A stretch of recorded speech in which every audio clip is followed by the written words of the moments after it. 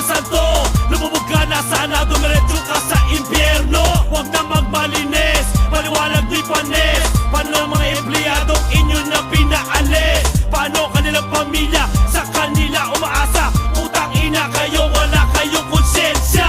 Pinagsilbihan ng maraming taon, kasalanan ba nila kung sweldo nila ay umahon? Nararapat lamang matagal na sa serbisyo. Huwag kang magdahilan na sobra ka sa tao. Binawasan tapos papalitan na may mas mababa ang sweldo dahil sa baguhan.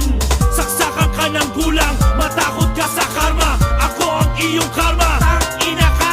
Pakinggan mo ang boses ko, ito ang totoo. Di kita patutulugin, ibaon mo yan sa utak mo.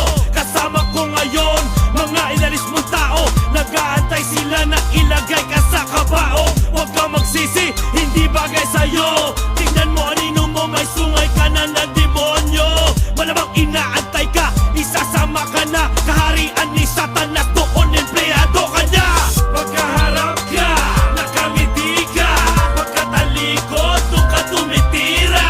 Para kang alikabok, basaon pa sa lamok. Para sa'yo tong gulok, amoy mo nabubulok. Pagkaharap ka, nakangiti ka.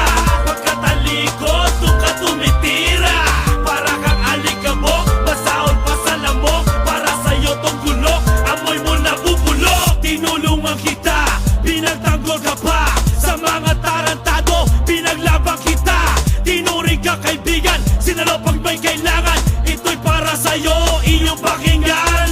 Di namayan, di binabayaan. Pag may problema ka, kami ang iyong takbuhan. Pero ba't nagkaganon? Iba ang kulay mo. Sa ulo mong bobo, ipasok mo to.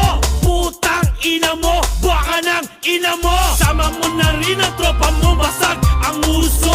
Dapat iyong malaman, ang tunay mong kalaban ay ang sarili mo. Di alam kung sino ang kaibigan, mag-isip ka na.